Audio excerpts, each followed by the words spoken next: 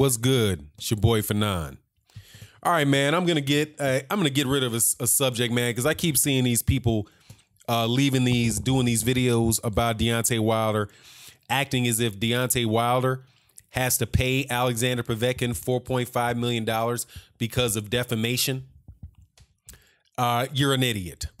That's the only way that I can describe that. Okay, and not because you're not an intelligent person, because you didn't take the time to actually read and figure out what was happening, because that's not even remotely what the case is.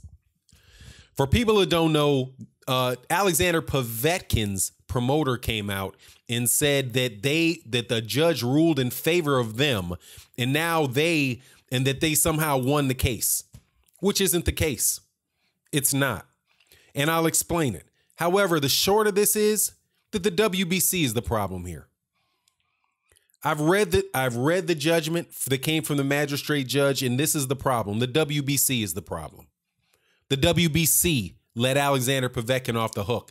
And as a result of doing the same thing that the WBC did with Canelo Alvarez, doing that with Alexander Povetkin, Deontay Wilder is out of $4.5 million that he otherwise should have in his pocket, because we know perfectly well, and a jury found that Alexander Povetkin tested positive for meldonium, and a jury found that he had ingested that meldonium after it had been banned by VADA.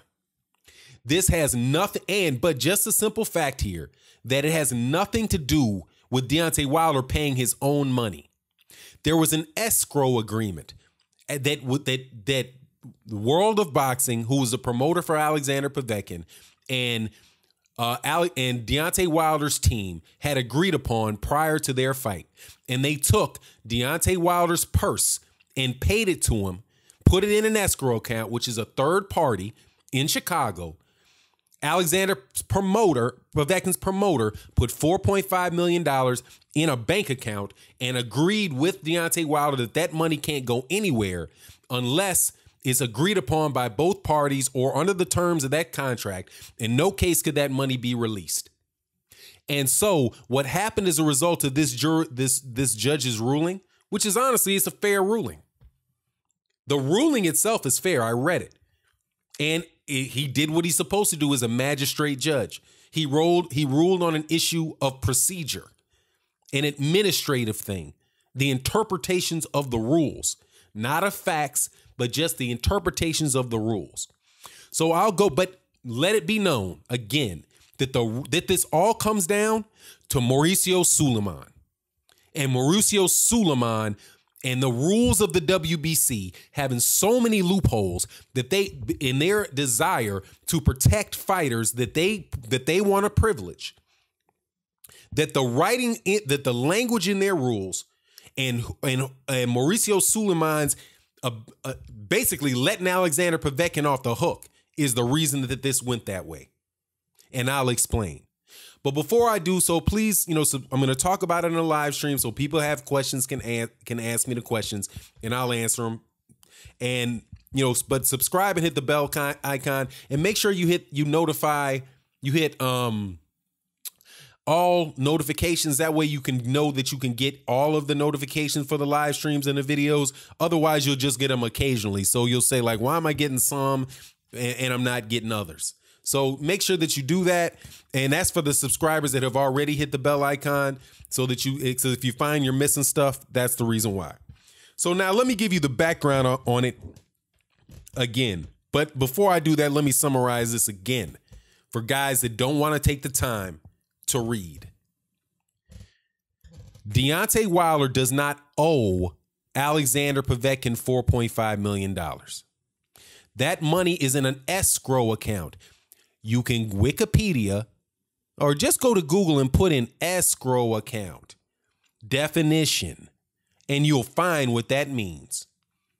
It is a third party, which means not first party, not second party, not Deontay Wilder, not Alexander Povetkin, parties 1 and party 2, but party 3, a bank.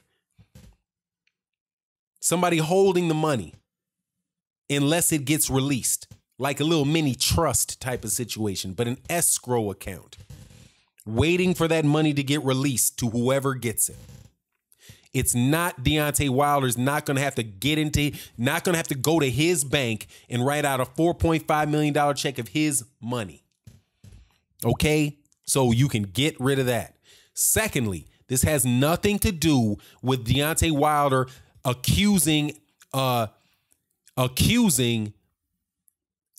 Povetkin of being on performance-enhancing drugs and it not having been true.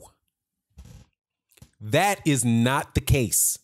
It didn't deal with the defamation countersuit that came from World of Boxing. That was not decided upon. And in fact, the jury found that they had taken it. So the best defense to defamation is the truth. So if Deontay Wilder said Alexander Povetkin took performance-enhancing drugs, we know he did. The only question would have been is when. Did he do it before January 1st, 2016, or did he do it after January 1st of 2016? And seeing as he not only did it after, it doesn't even matter if he did it after before he still did it. And he also tested positive for nandrolone. So he did it twice. Sorry, that's not what it is. This question was one of breach of contract.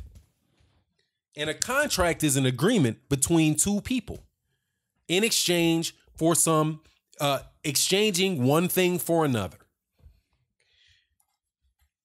Deontay Wilder claimed breach of contract and said that he deserves his $4.5 million that was put in escrow because that's how much money he would have been paid whether he won the fight or he lost the fight. Period. That's his $4.5 million. That money came from the winner of the purse bid, who was World of Boxing Alexander Povetkin. Rabinsky, whatever that promoter's name, that's his $4.5 million. That was money that came from him. And if it gets distributed to them, it's going to be him getting his money refunded. It's not going to come out of Deontay Wilder's pocket. He never had it. But here's what the claim was and what this is what the decision actually was. The magistrate judge who had jurisdiction over it, because it was in the agreement, they said that the jurisdiction was going to be the, the Southern District, U.S. District Court of the Southern District. Let me make sure that I get this right. U.S. District Court, Southern District of New York. And they heard the case and Deontay Wilder won. Then Alexander Povetkin appealed and said, no, we want to get a second opinion on this. And he has the right to appeal. So he appealed it. And then they went to a magistrate judge to hear a motion. And a motion is just something that they're asking the court to do. We want a summary judgment. We don't want to have to go to trial. We don't have to want to do all this again. We just want you to tell us what the deal is, period. And it was pretty much two motions. One was a summary judgment for Deontay Wilder, and another one was asked for by Alexander Povetkin. And they're both claiming breach of contract. What the court did was the magistrate judge said I can't find, based on my job, which is to look at the plain meaning of the contract, I can't find that neither party breached the contract from what I can see. Based on the reading of the contract, and when there's ambiguous terms, you have to go with the plain meaning of the word. Now, the contract between Povetkin and Deontay Wilder was, of course, the boilerplate WBC purse bid contract, which said that the WBC rules and regulations are the ones that are going to decide any dispute. So you look at the rules of the WBC and you say, what does the WBC rules say about what constitutes not breach of contract, but a violation of their rules? They have a section in there that talks about doping. And it says that VADA is going to be the people that do the testing, but that the WBC withholds the right to determine whether or not they violated the rule. Because just because VADA says you tested positive, the WBC has a nice little out which says even if VADA says that he tested positive, we get to take into consideration all kind of other things about, and decide whether or not we really believe that it's a violation or not. Right? So even though VADA could say to Mauricio Suleiman and the WBA, look, this dude doped up. Yeah, he doped up after January 1st, 2016. That's what we believe. And you can go to it, and then they took it to court, and a bunch of medical experts said, yeah, he took it based on when it was and how much we found. Yeah, he took this after January 1st. So he took meldonium after it was on the banned substance list. But because you're dealing here with, like I said, the WBC, Mauricio Suleiman turns around and says, well, we don't know. I mean, I don't know. I mean, I can't say for sure whether or not it tested positive or not. Alexander Povetkin saying one thing, the doctors and the jury says something else. So I just don't know whether they did or not. I can't make up my mind. And as a result of that, Mauricio Suleiman and the WBA taking that position, the court says, well, since the WBA won't say whether it is or whether it says that they don't know, then we can't find that it's breach of contract. Because we don't know, because the WBA was indecisive about whether they were going to enforce their rule or not. And that's why it happened. That's the heart of it. You can read the 43-page decision. You can go through all the facts. But at the end of the day, that's what it was. Mauricio Suleiman, the rules, and I'll go over it again. A magistrate judge had to look at the question about whether or not there was breach of contract, because they agreed with both parties. Then they said, yep, nope, there was no breach of contract on your side, no breach of contract on your side. Povetkin, you can't say it's breach of contract because the WBC canceled the fight. So Deontay Wilder didn't cancel the fight. The WBC canceled the fight. So you can't say Deontay Wilder breached your contract. He couldn't have fought. The WBC said that there was no fight. They canceled it. But Deontay Wilder, we can't say he breached either because, the jury found that, that he had taken it, and VADA said that he took it, but in the contract you signed, the WBC rule says that that their ruling is what decides whether or not it's a violation of the WBC rules or not. The WBC gets to interpret their own anti-doping policies. So VADA can say whatever they want to say underneath these rules for the WBC. And since the WBC, was wishy-washy about it, and they said that they don't know whether or not this happened before January 1st, whether or not he took it or not, whether he ingested meldonium before January 1st of 2016 or not. Since they don't know, shoot, we can't say that Povetkin violated their rules. And since I can't say based on the plain meaning of this that Alexander Povetkin violated that the WBC thinks he violated the rules. We know the jury thinks it. We know that VADA thinks it. But the WBC has a nice little out written in there which says it's up to them. So pretty much with the rules of the WBC, Canelo Alvarez, just so you know that this is closely tied to what Canelo Alvarez, what they said about Canelo Alvarez. And how Canelo Alvarez,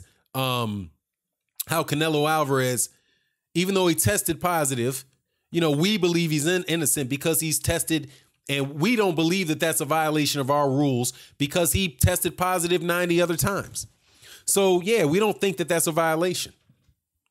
And because their rules, because they have the ability to interpret those rules, and their decision about whether or not you violated that policy or not, since that's on them, you can't claim breach of contract based on that if they say, nah, we don't care.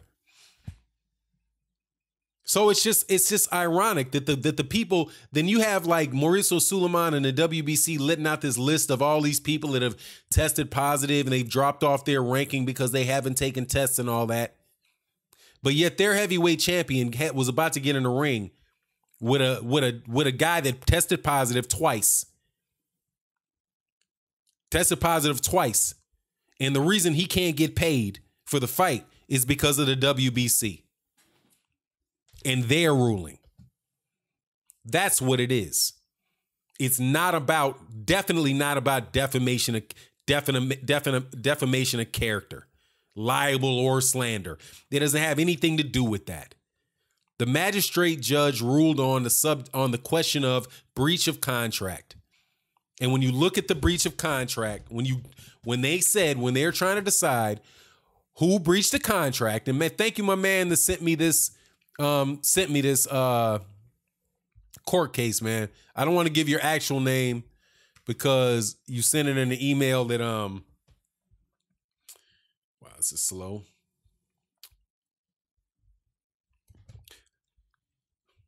Yeah, anyway, man. So I didn't want to, I'm not going to read your name out, man, but I was looking to try to get my hands on this, man, but it's right here, man. Should not. And this is the word right here, man.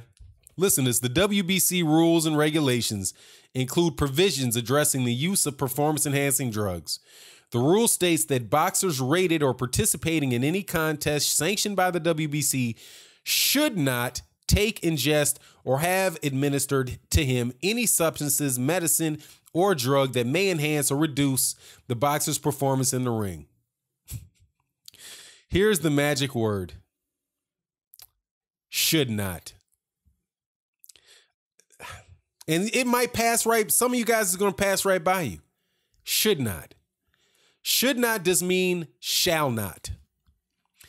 Should not means maybe sometimes he should, sometimes they shouldn't. Shouldn't. That makes it a guideline. I had a friend that, people that send me these, and no disrespect to you. I mean, for real, no disrespect to you, because I understand. I mean, cats don't read contracts for a living. Or rules, and because contracts are really just rules and regulations that govern a relationship, right? But that's a huge difference between should not and shall not, man. And the laws governing breach of contract. Rule 56A of the Federal Rules of Civil Procedure states that the summary judgment shall grant when the movement shows there is no genuine dispute as to any material fact and the movement is entitled as a judgment of a matter of law, which means they just look at the rules. And they say the evidence, I won't get into all of that, but it's a matter of law. And then the law that they're saying is the laws that are governing breach of contract. And that's that, the object is to determine the intentions of the parties are derived from the language employed. Clear and unambiguous nevertheless, when an agreement is clear and unambiguous on its face, then the agreement must be enforced according to the plain meanings of the term. Whether a contractual term is ambiguous must be determined by the court as a matter of law, looking solely in the plain language used of the parties within the four corners to discern the meaning and no extrinsic sources. And let's get to this, what he says about the word should. It's a killer, man. I'm telling you, man. That's why you guys should always have lawyers read over your agreements, man. Should always do it. Even if it's a lawyer that you don't even know, doesn't even deal with that particular thing. But still, you should have them, man, because it's just, man, it's crazy. It's crazy. So anyway, should not is not the same thing as shall not.